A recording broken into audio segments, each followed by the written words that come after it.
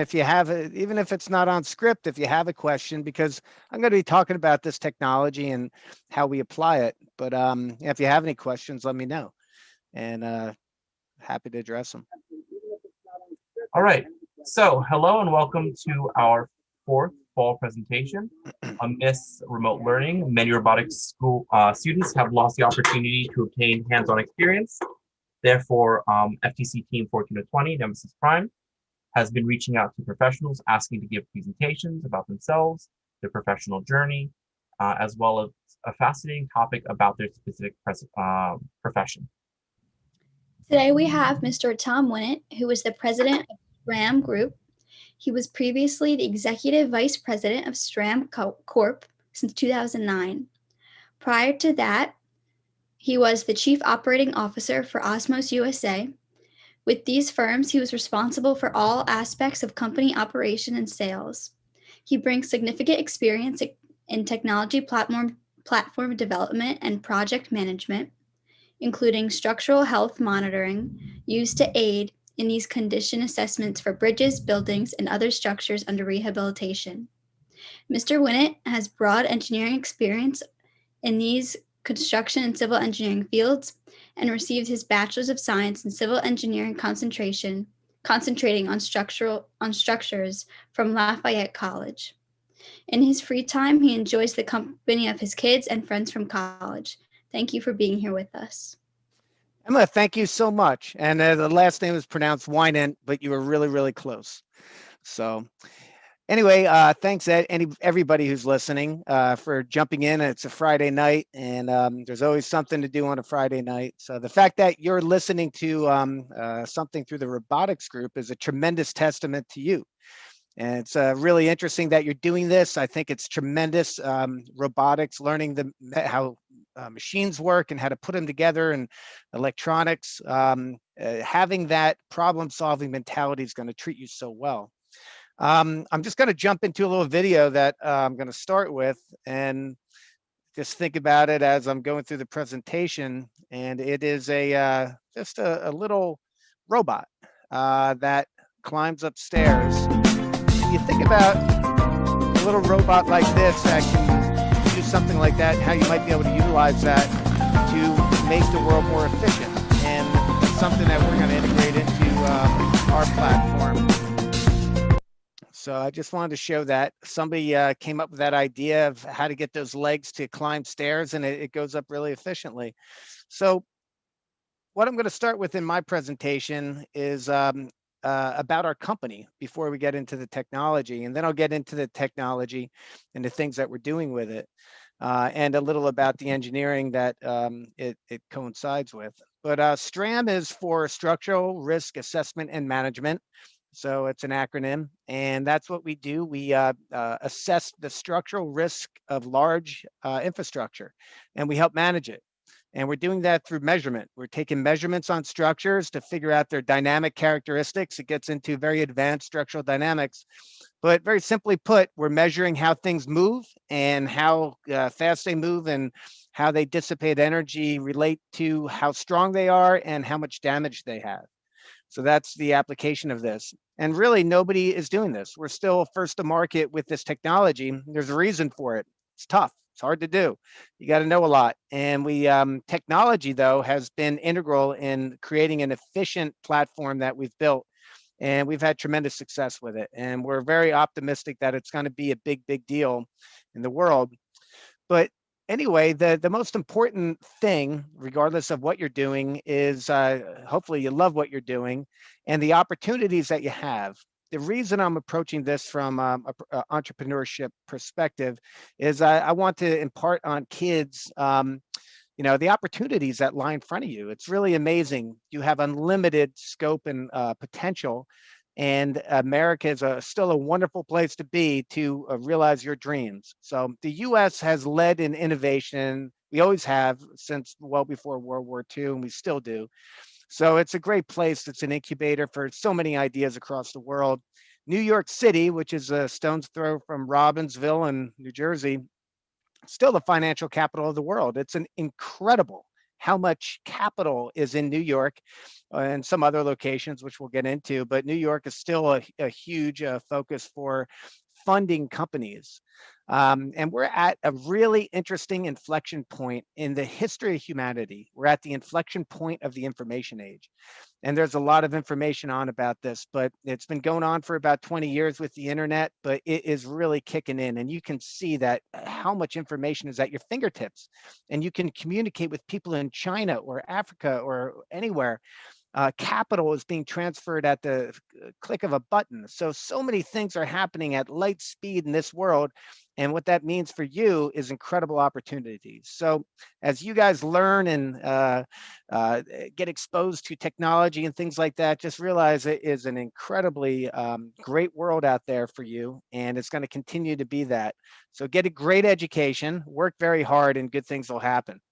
And there's no better time to be an entrepreneur. I want to be you because I'm 55 and I'd love to do it all over again. The world has really matured into something exciting.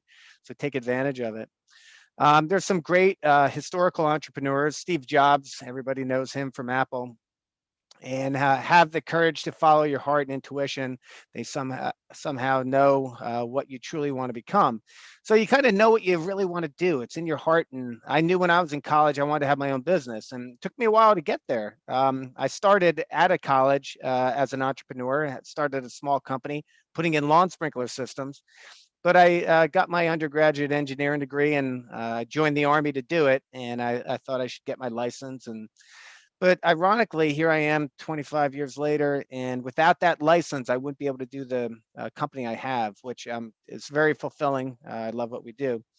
But anyway, there's other people who are out there. You can see Robert Kiyosaki. He Failure defeats losers, failure inspires winners. Most entrepreneurs take a nosedive in the beginning. You know, not everybody does it perfect. So you can't be afraid to fail. Failure is part of the learning process. So as you're building, Darren, you're building your robots, build away, figure it out. You get better and better with each turn. So that's a great thing. The process of being an entrepreneur is a few simple steps. You got to develop a business model, um, acquire the human and other required resources. So you got to get the right people involved. And the other thing is that you're fully responsible for your world, success or failure. So this guy, Robert Kiyosaki, he actually had several failures before he actually hit success. So it happens with a lot of people, but you own it 100%. And in this world, taking responsibility for yourself is a good thing. That's what you should be doing. So if you're going to start a new venture, here's how you do it. You need a few things. You got to have a great idea. You have to have a business plan. You can't get financing without a business plan. It's got to be a detailed business plan of exactly what you're going after, how you're going to do it, how you're going to spend the money. And then you got to get some money to get things started. And in items 2 and 3, well, certainly in number 3, you always need a little more money than you thought and a little more time than you budgeted. So anyway, that's why you end up working late hours as an entrepreneur. One of the great entrepreneurs, Thomas Edison, we all know him from the light bulb, but he had something in the neighborhood of 1,100 patents. And if you do the math on that, that's like a patent every 2 weeks for his entire professional life. So he really was quite a guy, and he worked tirelessly. He only slept a couple hours a day. But he made a couple of great quotes, and vision without execution is hallucination. I like that a lot because, you know, you can sit there and have a great idea, but if you don't get it done, you know, nothing gets done. And you know what? I actually, genius is 1% inspiration and 99% perspiration. And that's a great saying too. It's, you know, you think people just come up with an idea and that's it, but it's more than that. It's a lot of hard work. You got to do prototypes, you got to get patents, you got to do all these things. And I went through all that stuff. So all good advice. And then developing an idea, everything should be made as simple as possible, but not simpler. So you have to make sure that you put enough thought into your process and boil it down to its most rudimentary form. But you know, you got to execute on it and make it efficient. So Einstein, he took all of the energy in the universe and found a relationship between the speed of light and mass. And that was just mind-boggling at the time. He took everything on the planet and boiled it down to 3 elements of an equation. So it really is a fascinating thing. He's a really bright guy, and you should read up on Einstein. When you're financing a company, there's a few things to realize that they all go through a common uh, progression where you have a concept and then you start the company and you get through a growth mode and expansion. And when you're looking for funding, there's several places to get it through. You might be able to find some grants, but they have things called angel networks and angel funds, and they'll do seed funding, get you some money early to develop an idea and incubate these things. There's incubators out there that are very effective in getting ideas to market. So there's a whole ecosystem of how this stuff comes into being and how they get funded. And it's exciting. Honestly, it's the American dream. It's really great to be an entrepreneur if you want that. Not everybody does, because a lot of responsibility lands on your shoulder. But then as you get going with this and you develop your concept and you start growing and you're getting sales and your risk goes down, you get more institutional investors and you have venture capital, and eventually banks will give you money, but they usually give you money when you don't need it. And when you really need it, they don't give you money. So sometimes you got to go to the private markets. Who would you approach for funding of a venture? Well, a lot of people start with family and friends. That's actually one way to do it. These angel networks, they're huge. They're all over the country, so they exist. You have private equity firms. They're in New York City. There's thousands of them, literally, but they all have a little niche that they're interested in doing, and they kind of have their rules. And they've got a bunch of investors who put money into them, so they expect to get it out in a period of time. So it kind of comes with some challenging rules, if you will. Then you have private investors and family funds. Somebody on my board is down from near Robbinsville, and he runs a family fund, which has a lot of money that invests in a bunch of different things. And you have companies in the industry. Stram got initially funded by several companies who were interested in the technology. And then when it's all said and done, you still have the banks. But again, banks will lend it to you money if you have the cash flow and that sort of thing to show them. But sometimes they're less accommodating when you're an early stage company. But at this stage, New York City is still the financial capital of the world, and it is a great resource. So what do you really need? You need to have a vision. You got to know exactly what you want to accomplish, but you have to be realistic. You know, you can't say, I'm going to go kill the world. You have to have a plan to get there step by step. So you got to have that plan and understand your market. And you have to know your customers and exactly what they're willing to pay. And you have to give it quite a bit of thought of how you're going to do this and how you're going to enter markets. You have to have some financial understanding, some basic accounting. You can't spend more than you make, and you need to make enough to survive. So you got to find customers, and you got to find them quick, or else you end up burning through the cash that you get from your investors, and that can happen very easily. So keeping the lights on with bringing in some work is important. So the other thing is hard work and passion. You better love what you're doing, because if you don't, you can't really succeed with it. And whatever you think it's going to take in terms of money and effort, multiply it by 3 and get used to weekends and nights, because it's hard work. So being an entrepreneur is exciting, and I think it's the American dream. It was always my dream, but it's not for everybody. And there's nothing wrong with being an employee of a company and knowing when you're going to go home at night and not having a lot of worries when you get there. So there's 2 sides to the coin, and this is a choice for some people. I threw this slide in because it's not just all about America. Sometimes everybody in the US is only US focused, but the world is doing this. Sydney, Australia, we do work down in Sydney, Australia. They're very aggressive and open-minded. We do work in New Zealand, which isn't even on the map, and they have a pretty good incubator in Auckland and Wellington. And then you can see there's Hong Kong and there's India, all these places. Great things are happening all over the world. You can see there's a good number of places that are accommodating a lot of startups. So this is a giant global ecosystem, and capital goes from one country to another. And there's not a continent where this isn't happening. So this is a global movement, and it is exciting. if you guys want to get an idea, if you've never watched Shark Tank, it's kind of cool to see the fundamentals of capitalism there.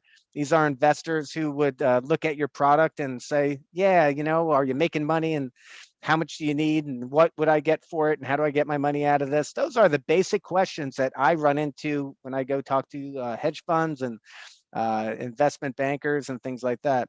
So it certainly it gives you some insight into it, and they kind of make it fun and exciting when they show a product. So our great idea is very interesting. My partner, Dr. Alan Geary, is a wonderful genius. He's a gentleman, and he started in the UK, and he was in a think tank there, and he did something no one on the planet has ever done since. He shook real life structures, huge dams, giant buildings, shook them to resonance and measured how they behave. And when he knew exactly how much force he was putting into them. And he did this back in the 80s. He ended up winning the Telford Gold Medal. I have it down here. One civil engineer on the planet gets that per year. And he won it in 1981 for all of his work that was associated with shaking buildings and figuring out the nonlinear responsive structures.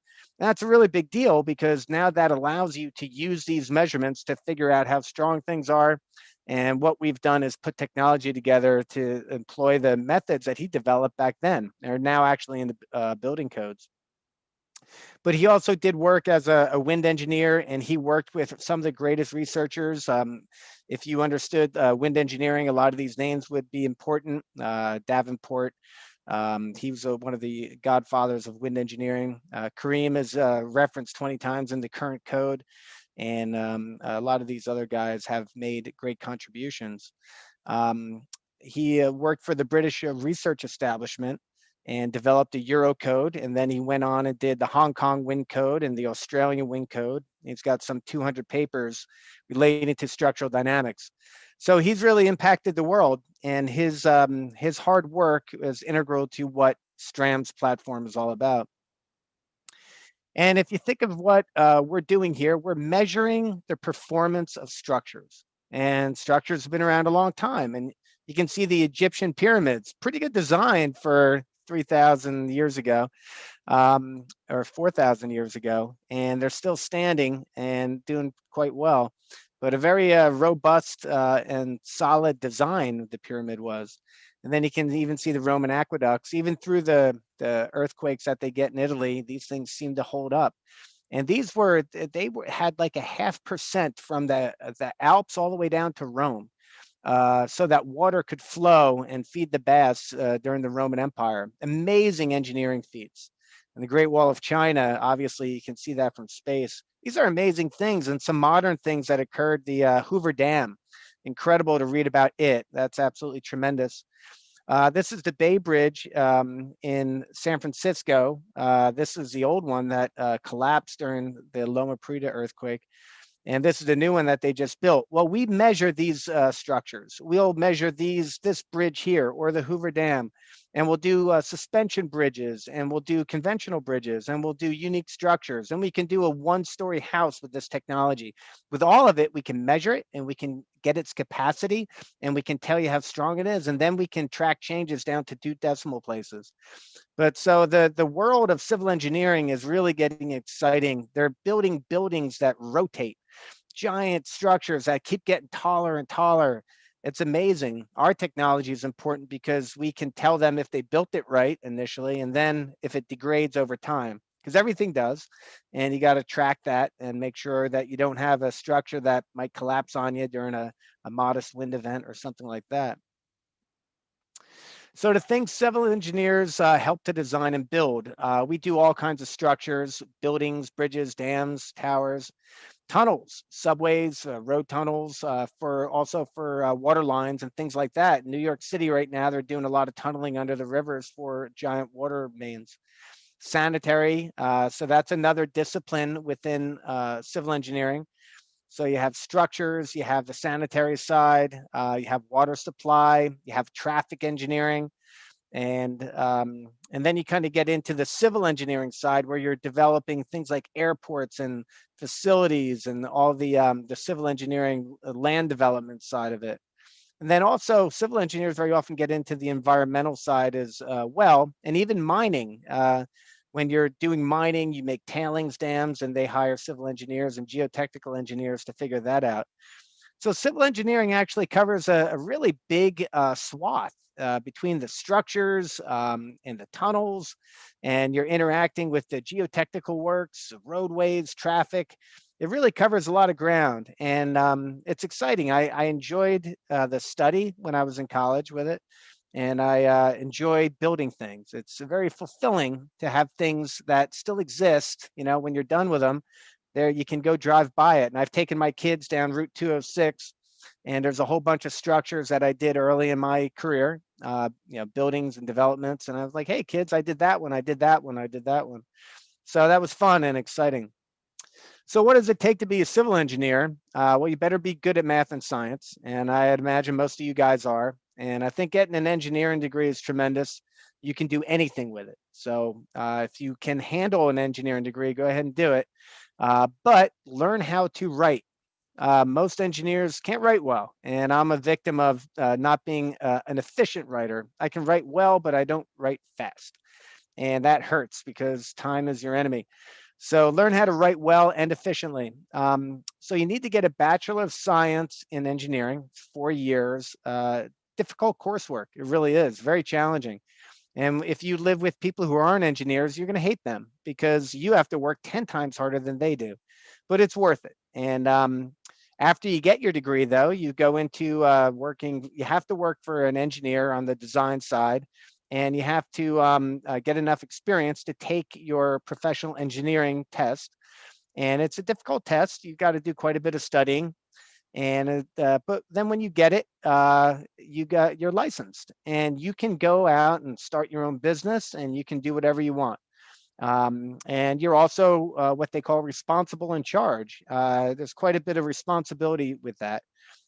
Your primary responsibility is public safety, and you have to. It's like a Hippocratic oath for a doctor, and you have to look at everything from the point of view of public safety. You got to make sure no one gets hurt. So most engineers are pretty conservative in their thought process, and I am as well. But it's a really important discipline, and the world needs a lot of good engineers. So if you're inclined to do it, go do it. But if you do, definitely consider getting a master or even a PhD. If you look at the firms right now, there's been great consolidation. To get on to the higher level, you're certainly going to want a master's, and really the people who run these companies are very often PhDs. So consider doing that as well. You don't have to. The truth is, you don't need to. You can learn all you are going to learn in your job, but to help your career and get to the highest level you possibly can, getting these advanced degrees does help. So congratulations, you're now a professional engineer, and you can sign plans, specifications, and reports, and you can own a firm, which is what I do right now. And my partner, Dr. Jiri, is a PhD, and he has a higher PhD, which takes 20 years of a contribution to be awarded a higher doctorate. And so he's a great partner to have because he's a world expert in his field. So the types of jobs for civil engineers, you have a design engineer, which is what I did right out of college. And you work for some of these private engineering firms. Right in Robbinsville was my first firm, Van Cleef Engineering. They have an office there. I worked up in Hillsborough, New Jersey, on right off 206. But when you're doing this sort of design work for structures and you're putting together the specifications for municipal projects, you're probably 20% in the office. I'm sorry, 80% in the office and 20% in the field. But you get to the field a little bit, you get your work boots on, and get to see what's getting built. It was exciting. I built a lot of developments and things like that. And again, it's nice to go out and see those things are still there and looking good. You oversee construction, and you got to have your PE to be able to be the responsible in charge engineer. So that's the design side. The other side, and I did that after 4 years, was working for a contractor. And that's exciting because they'll take, the municipal engineer will put out a contract, it'll get bid publicly, and then all the contractors come in, and they have a lot of engineers on staff, and you're bidding the construction work and building these things. And that's fulfilling too. It's a really interesting life being in the field, 80% of the time. And it's tremendous to be out there working with guys, getting things done, seeing the practical aspect. And you can appreciate a good and a bad engineer when you're in the field trying to build what he designed. So it's a tremendous part of the process, and good contractors are as valuable as good engineers. So both of these are good places to go if you're going to be a civil engineer. A lot of people get into the government side. The government hires a lot of engineers and contractors to do the design and build. The engineering side of it, you might work for a county government, a town government, or you could work for the city of New York. The MTA has a lot of engineers. You do a lot of administrative work. You oversee the things that are put out to bid. You do inspection work. The interesting thing on the government side is you do some pretty big things. You might build a new port or an airport rehab, or there's all kinds of neat things that happen with government work. It's not a bad place to start your career. They give you a lot of responsibility quickly. So it's interesting. And then you have niche companies that supply service to all these guys. And that's really what I am. We're a niche company. We've got a great technology. We work with engineers. We verify that their designs are good. We work with contractors to make sure they don't stub their toe and screw something up. We're monitoring structures in real time, giving them feedback. The government likes us, and they understand assessing a structure and knowing that it's safe or not is in their interest. So we work with all those guys, and it's fun for us. So as mentioned, we're a niche company. We've been in business 6 years, and it's the fundamentals of entrepreneurship. It's really been exciting for me. It's a new technology, groundbreaking concept, and very unique in the industry. Most people don't get it. I'm going to explain it in a few minutes. And we're the only company that does this in the world that we know of to the level that we do it. And we filed some patents for some of the things that we're doing. And we got trademarks and different things like that. Now we're creating content on our website, and we're starting a very aggressive marketing campaign. It's very exciting, great stuff. But we have a global growth plan, and we've started licensing our technology overseas, and we have licensees in New Zealand and Australia. We were going to do Hong Kong, but they had some government unrest in Hong Kong. Japan was another place we're going to start a licensee. So these things can all happen, and they're going to happen. And it's been exciting flying to Australia, going to New Zealand, going to Hong Kong and Singapore, and looking at their structures and measuring those structures and seeing how they all behave. So it's been a lot of fun for me. And we think that this technology is needed on every structure. So why? It's to preserve the infrastructure. Everything's been built for 100 years, but we have no idea how strong anything is. No one measures them. And now we've come up with a very simple, efficient, inexpensive way to do it. So this is going to save lives, and that feels good to do something that has a social good, a positive outcome for people.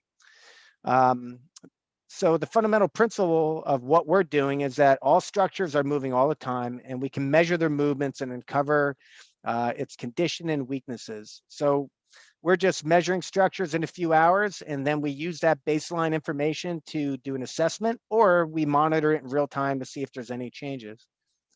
Some of the physics about structures and how they move all the time, they move according to what we call mode shapes. And this is what you would call your first mode of vibration. And if you imagine a fishing pole, it would just swing back and forth, and it would have a frequency at which it vibrates back and forth. And that's indicative of the stiffness characteristics of the structure.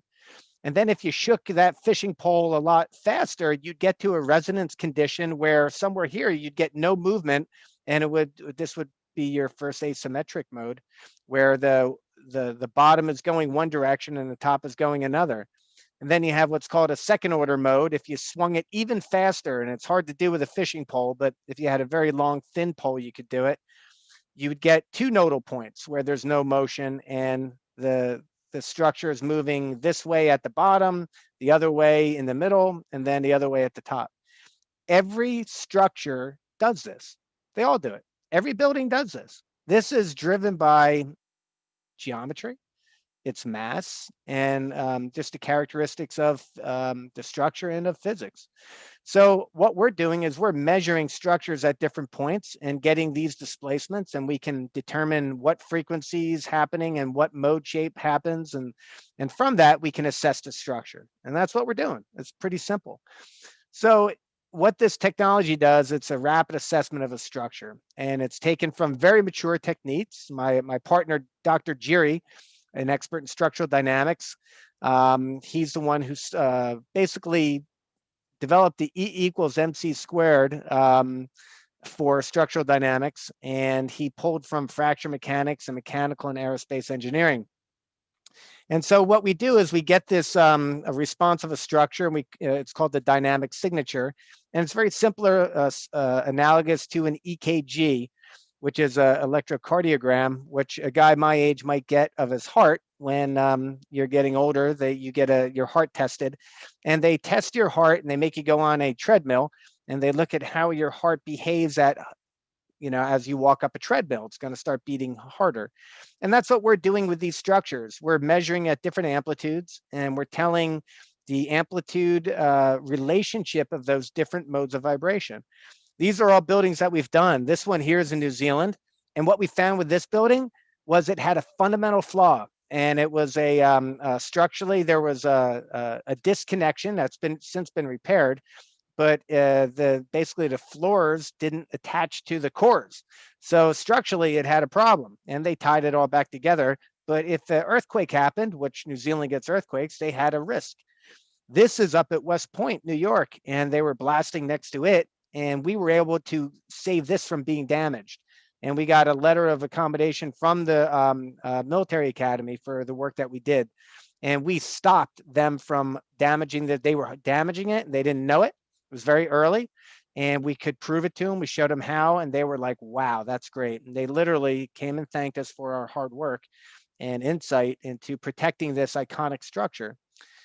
This building here was just recently renovated. It was built 100 years ago. And again, very similarly to this one, they were building underneath it, and it was, they had an explosion in the basement, and we were monitoring throughout the whole structure.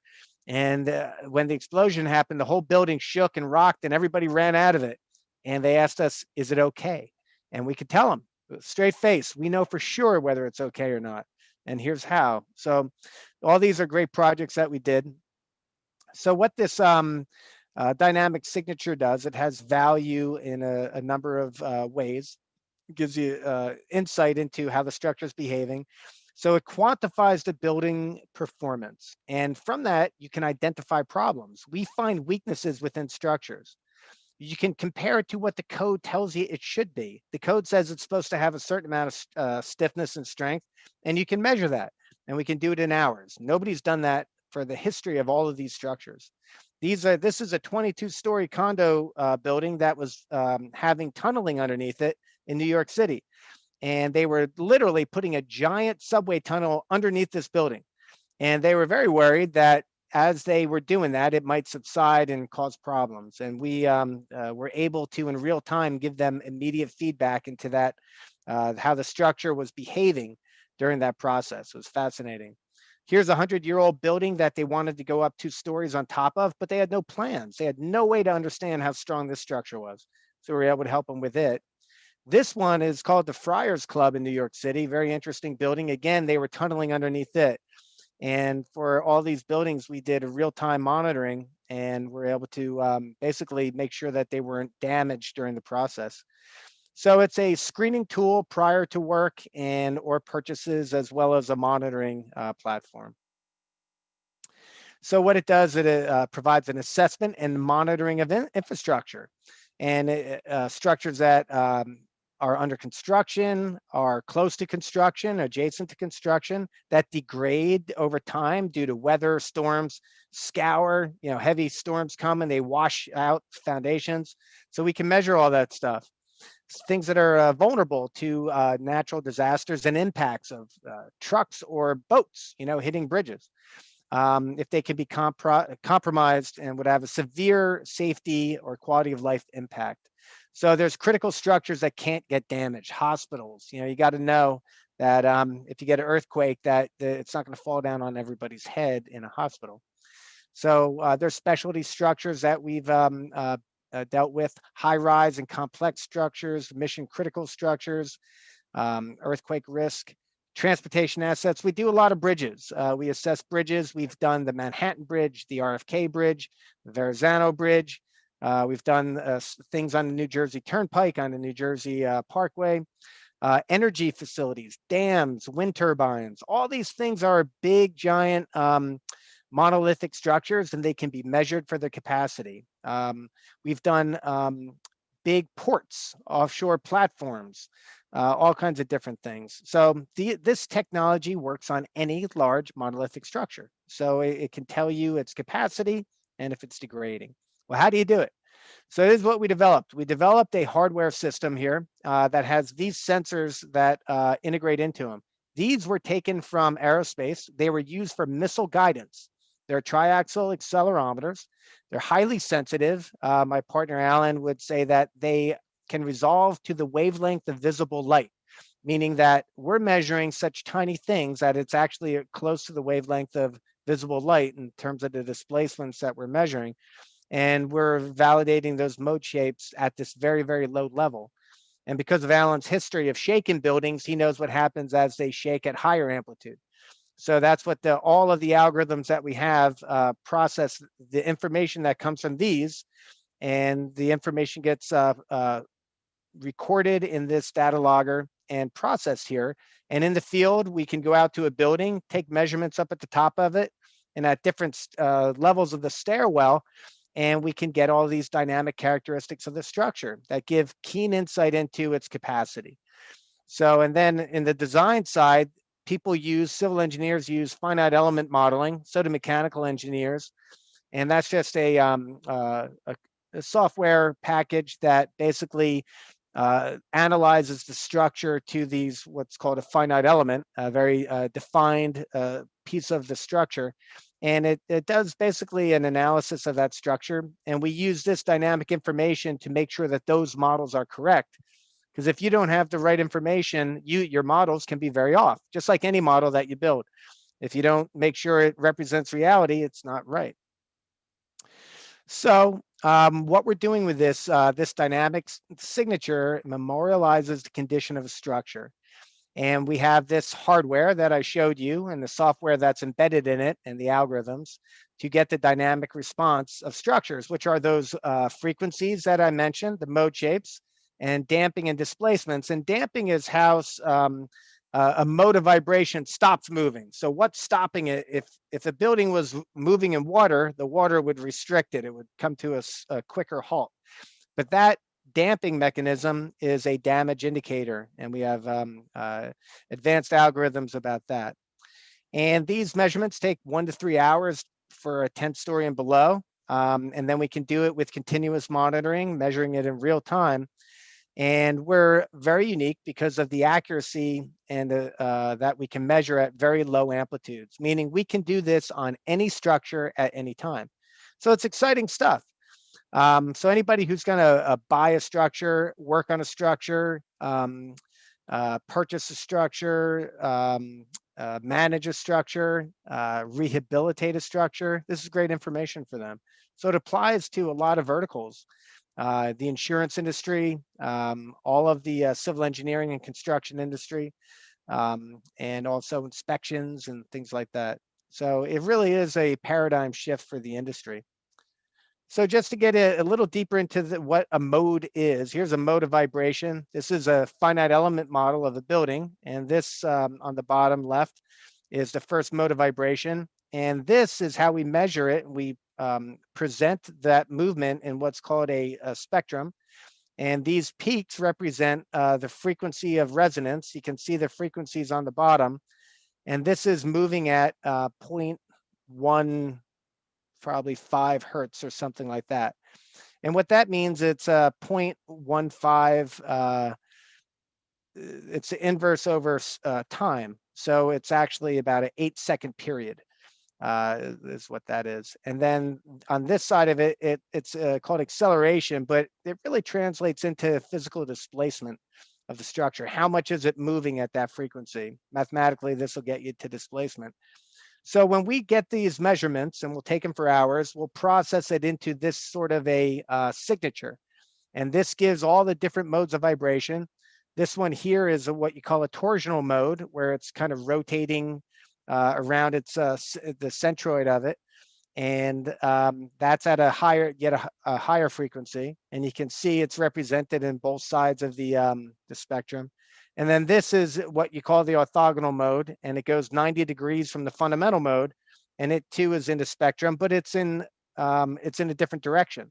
So where this is here at 1.5 hertz, you can see a little remnant of it here. So in the 90 degrees, there's only a little bit of motion in that direction. Yet 90 degrees away, you have this other huge response, and you really can't even see that. It's actually right here. There's a little piece of it. So there's so much information in this spectrum, and we do a deep dive into this. We validate these mode shapes, and we look at the higher order modes, which I talked about, where you have a nodal point, and we're measuring all up and down these stairwells. So if you go back and you think about the that robot that I started with, how it can climb the stairs, our next generation of this is to take that little sensor, make it wireless, put it on a robot, drop it off on the roof, and let it go down the stairwell and get all these measurements for us. And we're going to automate the whole process. So we're going to really go from having people in the field for 4, 5, 6 hours to stopping off, dropping off the equipment and going away. So you think about the efficiency of that. The equipment's going to do all this. This analysis will get very much automated. Robotics is going to play a great role in us bringing this to the market at its most efficient and cost-effective manner. So we're going to be hiring some robotics experts, and when you guys are out of college, send me your resume. So what is this baseline? What do you get out of it? I have a quick question. What would Yes, cause Darren. a building to rotate instead of sway? And that's the amazing thing. It is just the fundamentals of physics. It is doing all of these things all of the time. These are what we call classic modes of vibration. And so it's the mass and geometry. It's going to want to move. It's being, there are forces always acting on it, whether it's ground vibrations or traffic, wind, even tiny, people walking in the building shake that building, and it moves according to these classic modes of vibration. And it's driven by its stiffness and its mass and its geometry. So it's just the physics of how it has to move. So we know that, and then we can measure it. And what you find out, I'm glad you asked the question, because when you have these classic modes of vibration, they're predictable. Sometimes with structures, you get weird things happening, a facade falling off the building. And when that's loose, you'll get a response. It'll have low stiffness. It'll be somewhere down here. We can see a failure mechanism in a structure. So what drives this? It's stiffness, mass, and geometry. And then you have the classic things that are predictable, and then you have the things that aren't. And that's really the exciting part of this. When we start validating these modes and we find these anomalies and we say, wow, that's a problem. Boy, we have a bad geotechnical condition. We have a bad facade that's falling down, or the floor is out of its pockets and it is wobbling around. So, we've come across some really crazy instances of failure mechanisms. And the good news, knock on wood, is we've never had a failure, and we've picked out these things that were potentially catastrophic in every project. And you can only do it with this sort of information. It really is, it's phenomenal. But to answer your question, physics dictates these modes of vibration. You will always have a fundamental mode, you'll always have an orthogonal mode, and you'll always have a torsional mode. And then you'll get your higher order modes. And this is your second, or your sway mode in the north-south. This is second in the east-west, and this is second torsion. And you get a third order mode as well. And we identify all of these, and they keep getting higher and higher in frequency, representing their deflected mode shape and the displacements and the stiffness in that mode of vibration. So when you get a change and when you get it damage, what happens is these things start moving. they start coming down in frequency. They have less stiffness because they have more damage. Every time there's an earthquake across the globe, these buildings get damaged and this signature changes. And we can track it to 2 decimal places, and nobody's doing this. It's really a powerful concept. It's going to say 50,000 people a year die in building collapses due to earthquakes. And after an earthquake, no one measures them. It's crazy, and it needs to happen. And that's the value and the intrinsic societal value that'll come out of this. And do you ever monitor buildings as they are being built, or just once they're like 100% built? So what you can do with this is you can, because the design process has finite element modeling, you can tear that model apart and say, okay, say we're at the 50 percentile, what should it measure then? And then, if it was built to what they designed it to be, we can take measurements at the 50 percentile to say, hey, you're right on target, or hey, you know what? Something's not right. And you need to add some elements. A lot of people don't want to find out this information after they built it, and they have to go, what? It's wrong. So it becomes an inconvenient reality. The people who do want to know are the ones who are buying it, or who had it built for them. They want to make sure it's right. But, sometimes the engineers and the contractors are like, listen, it's already built. I don't need anybody looking at my work. So it really benefits everybody, and everybody will want to be doing this very soon because you'll have to. But anyway, it benefits everybody. I'm sorry, what was the question again? Me? Yeah.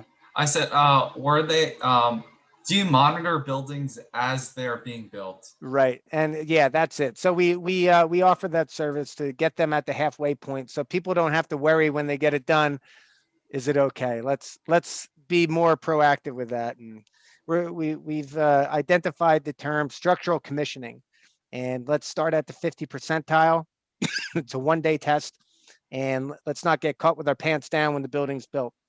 And then measure it when it's done. And now you've established it with its characteristics, and you can track it for the rest of its life. So what we've patented is put all this into a very simplistic formula. And we call it a risk ratio, and it compares to what the measurements to what the code would require. And you can look at a bell curve of all the measured structures, and there's about 1,000 of them that we have access to. And you can know where the code is, or here's the code here, and here's where this building measures. And you'll know if it's either good or bad, and by how much. So there's a lot of older structures out there right now. Some were not built to any code. Most of them were built to some sort of a code. But building, we do a whole presentation on the forces and the evolution of the building codes. And for most of the buildings in the United States, they designed to some wind code, and it was generally about 15 pounds per square foot, but which translates into a frequency that building should have. So there's quite a good database for us to draw from to be able to determine if the structure is behaving in a manner that's good and average, top of the bell curve, or way off down towards a poor structure. And in that database, 10% of the buildings are actually pretty poor.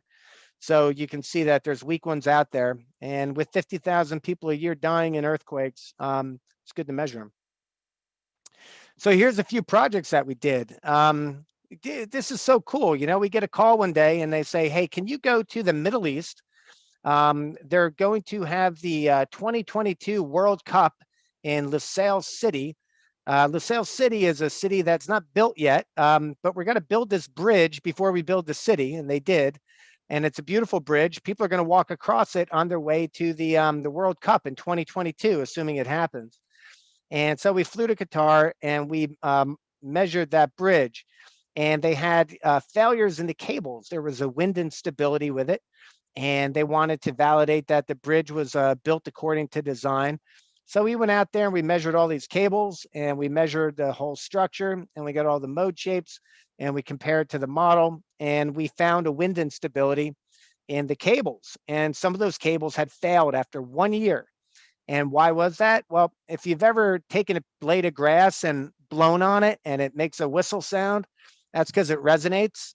Well, that's what these cables were doing. The wind was blowing at the right speed. It had a wind instability, and it would make them vibrate, and then they were failing at the connections. So there's a fix to that. You can either add mass to it, or you can tie it down, change its modal response.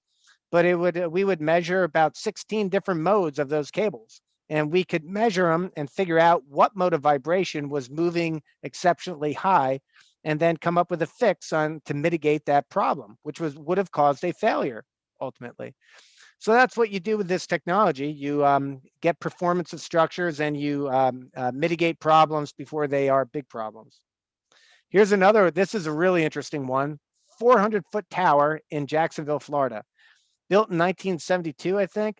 And it was so weak at the top that its wind load capacity was way, way, way below what the code required. And they knew it, and they were going to repair it.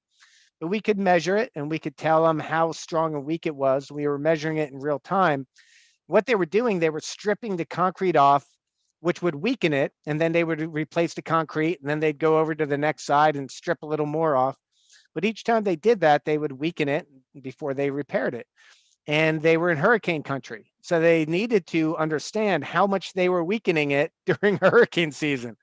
It was very interesting. But at the end of the day, we were able to show how this structure got improved in its performance more and more and more, till finally it well exceeded what the wind code requirement was. So it had a fundamental risk, and you can measure that risk in a day. We could have got all that information. We did it for 10 months in real time, and we gave them a continuous record of the weakening and strengthening of that structure. So it was really fascinating, and it was a great risk mitigation approach. So we did the Comcast Tower, not far from you guys in Robbinsville, right across in Philly. And that was they had a what's called a liquid damper design in the structure, and it failed. And then they were wondering, do we even need that? What the liquid damper does, they put a big mass up here in the middle of the structure to try to minimize that dynamic performance, that sway of the building back and forth. They put a mass, and they basically have its fundamental frequency about 25% off of the fundamental frequency of the structure, and that dissipates the energy of the structure, dampens its movement, so people don't get seasick being in the top of a building. So they're trying to figure out, the thing blew up and it went all over their boardroom, and well, do we even need this thing?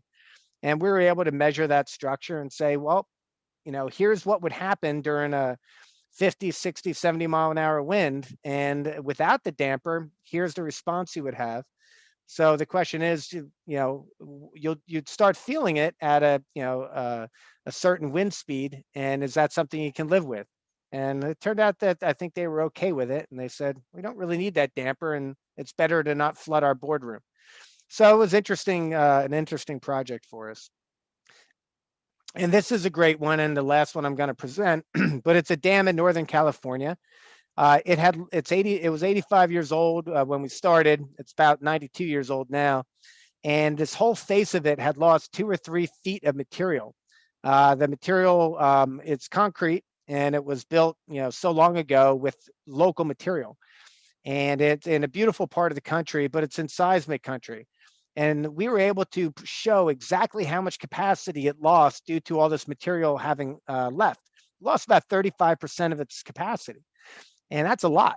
And you get one good earthquake and you might lose a whole bunch more. So we monitored this for the better part of 2 years while they stripped off the material and repaired it. And we were able to give them a risk assessment. And if they had a seismic event, we'd have known exactly how much damage occurred to it. So it was a great project, both from the designer's perspective, where we were able to tell them how strong it was. And then in their design, they could do their repair in the finite element model and show how much of an improvement they would make, and make sure that they met the code requirements. So that was a great project, and we used our same system on it. So this one system with this hardware and software and these sensors, we can do giant dams, tall buildings, small buildings, things all over the world. And now we've trained our licensees to take this equipment, and they kind of act like the doctor and we act like the lab, where they go out and take measurements on these structures. and we do the processing and give them the risk analysis. So we're kind of like LabCorp is when you give a blood test, you do a blood test with your doctor, and they send that blood test into the lab. Well, we're the lab, and hopefully the whole world will start doing this pretty soon. So that's it in a nutshell, but it ties into robotics because we're going to automate this process. And the way we do it, the methodology we use and the licensees that we use are going to use that technology as well. And guys like you, Darren, and you, Emma, hopefully guys like you will be on our team and trying to advance this technology for the betterment of society. So Matthew, that's all that I have. Do you guys have any questions? Yeah. So you clearly have a love for this structural engineering, but previously, before you got into structural engineering, did you have any interest in any other engineering or not, or it doesn't even have to be engineering? Yeah, I had an interesting career. I started off at Lafayette College as a civil engineer. And, an interesting thing when you're in college, try to get involved in as many things as you can.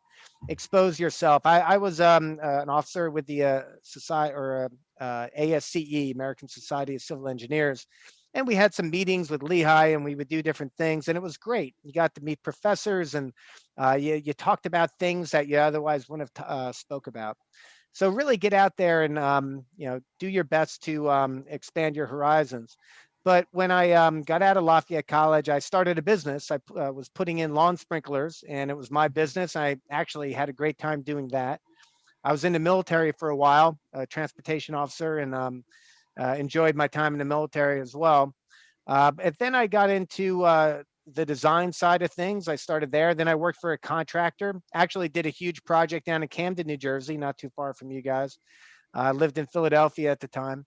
And then I got into this structural health monitoring, and I thought, geez, here's a how advanced technology can help an antiquated industry. Engineers, civil engineers, and contractors are not tech savvy per se, like some of the other disciplines. So I found a way to be kind of progressive within this field. And a lot of my work has been on the sales side, but I've always been part of operations, and I had to understand the mechanisms of the technology and how to apply it, and then understand the design and the analysis side.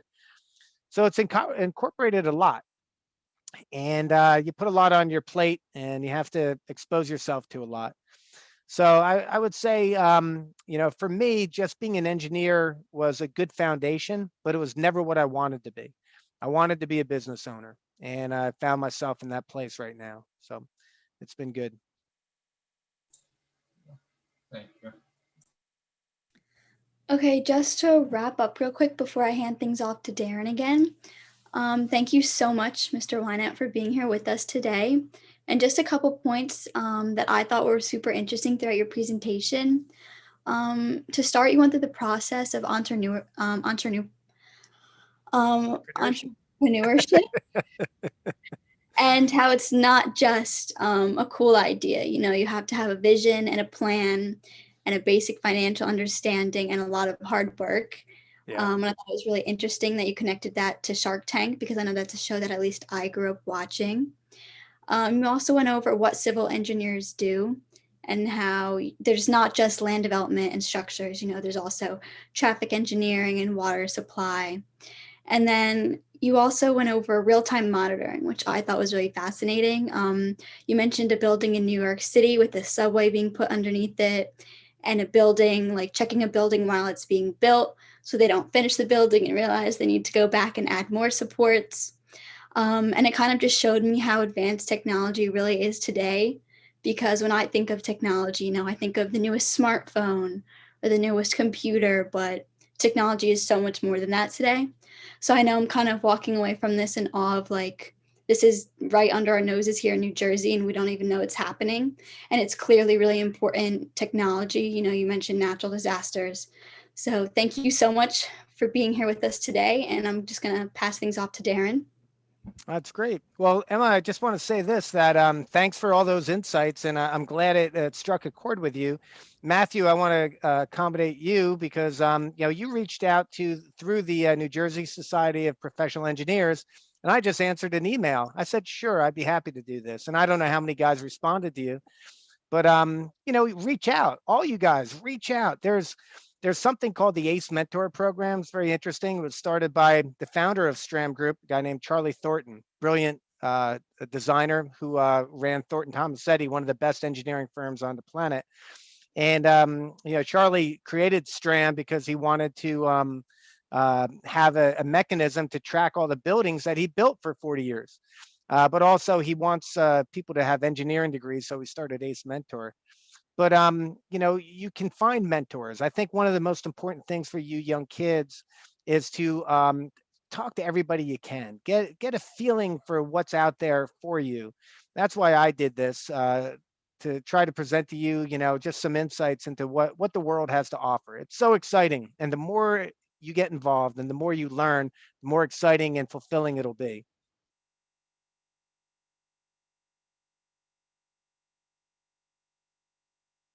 Nothing left, Darren? We're done? Yeah, yeah, you covered a lot of things. Okay. A very interesting way of engineering, something I never really thought about. Monitoring systems could be such a impactful idea, as Emma stated.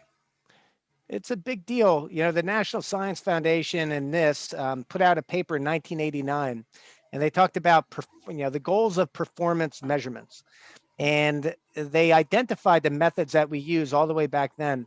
So it's really amazing to me that the world has not put these into action. And they need good entrepreneurs to say, listen, there's a will, there's a need, it's in the public interest. Let's create a company and do it. And just like was it Thomas Edison who said something about vision without action is hallucination, or whatever it was. But anyway, you gotta go and do it, and you got to put the pieces together and get ready for the hard work. But there's a lot that comes out of it. It's all good. And that's how this world has been progressing. So get excited about that. That's an opportunity for all of you. Yeah, and we want to thank you very much, Mr. Winant. But the presentations will end here. On October 23rd, Mr. Karen Fernot, a senior IT director with Johnson & Johnson Technology Services, currently responsible for program management for IT global infrastructure integrations and separation from acquisitions and distributors, and will be presenting a day in a life of Johnson and Johnson acquisition and diverse program management. That's awesome. And so J&J is the other side of the coin. Here's a well-established 100-year-old company, New Jersey company, great company. I've had family members who've had careers there, and you can have a great and fulfilling and feel like you're an entrepreneur working with a big organization, and they have all these subsidiaries doing such cool things, deploying technology and capital. It's exciting on that side too. Not to diminish that role either. It's all good. It's all good. You just have to find what you're passionate about.